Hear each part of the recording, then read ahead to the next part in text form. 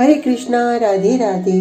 हम सभी साधक परम पूज्य श्री भाई जी द्वारा लिखित पुस्तक नैवेद्य का श्रवण कर रहे हैं। आज का प्रसंग दीवानों की दुनिया। भगवान श्री कृष्ण कहते हैं कि जो सब भूत प्राणियों के लिए रात्रि है, संयमी पुरुष उसमें जागता है, और सब भूत प्राणी जिसमें जागते हैं, तत्वदर्शी मुनि के लिए वह रात्रि है। साधारण संसारी लोगों की स्थिति क्षणभंगुर विनाशशील सांसारिक भोगों में होती है, परंतु इसके विपरीत तत्वदर्शियों की स्थिति नित्य शुद्ध बोध स्वरूप परमानंद परमात्मा में होती है। उनके विचार में सांसारिक विषयों की सत्ता ही नहीं है, तब उनमें सुख की प्रतीति तो होती ही कहाँ से। इसलिए सांसारिक मनुष्य जहाँ विषयों में संग्रह और भोगों में लगे रहते हैं, वहाँ तत्वज्ञ पुरुष न तो विषयों की परवाह करते हैं और न भोगों को कोई वस्तु समझते हैं। साधारण लोगों की दृष्टि में ऐसे महात्मा मूर्ख और पागल होते हैं, परंतु महात्माओं की दृष्टि में तो एक ब्रह्म की अखंड सत्ता के सिवा मूर्ख विद्वान की कोई पहेली ही नहीं रह जाती। इसलिए वे जगत को सत्य और सुख रूप समझने वाले अविद्या के फंदे में फंसकर राग द्वेष के आश्रय से भोगों में रचे पचे लोगों को समय समय पर सावधान करके उन्हें जीवन का यथार्थ पथ दिखलाया करते हैं। ऐसे पुरुष जीवन मृत्यु दोनों से ऊपर उठे होते हैं। सब कुछ एक वासुदेव ही है, ऐसा मानना जानने वाले महात्मा अति दुर्लभ हैं। ऐसे महात्मा देखते हैं कि सारा जगत केवल एक परमात्मा का ही विस्तार है, वही अनेक रूपों से इस संसार में व्यक्त हो रहे हैं। प्रत्येक व्यक्त वस्तु के अंदर परमात्मा व्याप्त है। असल में व्यक्त वस्तु भी उस अव्यक्त से भिन्न नहीं है। सभी योगी और संत कहते हैं जगत में परमात्मा उसी तरह सत्य रूप से परिपूर्ण है जैसे जल से बर्फ ओत-प्रोत रहती है। परमात्मा के संकल्प से बाजीगर के खेल की भांति उस संकल्प के ही आधार पर स्थित है। इसलिए परमात्मा के संकल्प में ही विश्व की स्थिति होने के कारण वास्तव में परमात्मा उसमें स्थित नहीं है, परंतु विश्व की यह स्थिति भी परमात्मा में वास्तविक नहीं है। यह तो उनका एक संकल्प मात्र है। वास्तव में केवल परमात्मा ही अपने आप में लीला कर रहे हैं।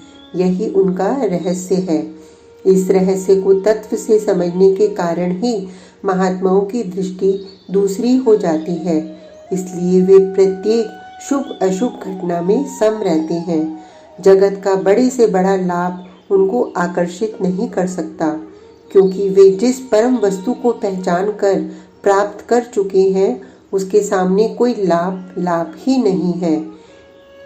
इसी प्रकार वे महान से महान दुख में भी विचलित नहीं होते, क्योंकि उनकी दृष्टि में दुख सुख कोई वस्तु ही नहीं है। ऐसे स्थिर बुद्धि संशय शून्य महात्मा लोक दृष्टि से प्रिय प्रतीत होने वाली वस्तु को पाकर हर्षित नहीं होते और अप्रिय को पाकर उद्विग्न नहीं, क्योंकि वे सच्चिदानंद घन सर्वरूप परब्रह्म परमात्मा में नित्य अभिन्न भाव से स्थित है। जगत के लोगों को जिस घटना में अमंगल दिखता है, महात्माओं की दृष्टि में वही घटना ब्रह्म से ओतप्रोत रहती है। ऐसे महापुरुषों द्वारा जो कुछ क्रियाएं होती हैं, उनसे कभी जगत का अमंगल नहीं हो सकता, चाहे वे क्रियाएं लोक दृष्टि में प्रतिकूल ही क्यों न हो। वे तो अपने लक्ष्य पर सदा अटल रूप से स्थित रहते हैं। लोगों की दृष्टि में महाभारत युद्ध से भारतवर्ष की बहुत हानि हुई, पर जिन परमात्मा के संकेत से यह संहार लीला संपन्न हुई, उनकी और उनके रहस्य को समझने वाले दिव्य कर्मी पुरुषों की दृष्टि में उससे देश और विश्व का बड़ा भारी मंगल हुआ। इसलिए दिव्य कर्मी अर्जुन भगवान के संकेत अनुसार सब प्रकार के धर्मों का आश्रय छोड़कर केवल भगवान के वचन के अनुसार ही महासंग्राम के लिए सहर्ष प्रस्तुत हो गए थे। सांसारिक लोग धन मान ऐश्वर्य आदि की प्राप्ति के लिए परमात्मा की कुछ भी परवाह न करके अपना सारा जीवन इन्हीं पदार्थों की प्राप्त करने में लगा देते हैं और इसी को परम पुरुषार्थ मानते हैं। इसके विपरीत परमात्मा की प्राप्ति के अभिलाषी पुरुष परमात्मा के लिए इन सारी लोभनीय वस्तुओं का तृणवत नहीं विषवत परित्याग कर देते हैं और उसी में उनको बड़ा आनंद मिलता है। पहले को मान प्राण समान प्रिय है तो दूसरा मान प्रतिष्ठा को शुक्री विष्ठा समझता है। पहला धन को जीवन का आधार समझता है तो दूसरा लौकिक धन को परम धन की प्राप्ति में प्रतिबंधक मानकर उसका त्याग कर देता है। दोनों के भिन्न भिन्न ध्येय और मार्ग हैं। ऐसी स्थिति में एक दूसरे को पथ भ्रांत समझना कोई आश्चर्य की बात नहीं। यह तो विषयी और मुमुक्षु का अंतर है। इसी से वह इस खेल से मोहित नहीं होता। जब माता पिता किसी ऐसे बच्चे को जिसके मिट्टी के खिलौने टूट गए हैं रोते देखते हैं तो उसे प्रसन्न करने के लिए कुछ खिलौने और दे देते हैं, जिससे वह बच्चा चुप हो जाता है और अपने मन में बहुत हर्षित होता है। परंतु सच्चे हितैषी माता पिता बालक को केवल खिलौना देकर ही हर्षित नहीं करना चाहते, क्योंकि इससे तो इस खिलौने के टूटने पर भी उन्हें फिर रोना पड़ेगा। अतएव वे समझाकर उनका यह भ्रम दूर कर देना चाहते हैं कि खिलौने वास्तव में सच्ची वस्तु नहीं, मिट्टी की मामूली चीज है। इसी प्रकार की दशा संसार के मनुष्यों की हो रही है। संसार के लोग जिन सब वस्तुओं के नाश हो जाने पर रोते और पुनः मिलने की आकांक्षा करते हैं या जिनकी अप्राप्ति में अभाव का अनुभव कर दुखी होते हैं और प्राप्त होने पर हर्ष से फूल जाते हैं, तत्वदर्शी पुरुष इस तरह नहीं करते। वे इस रहस्य को समझते हैं।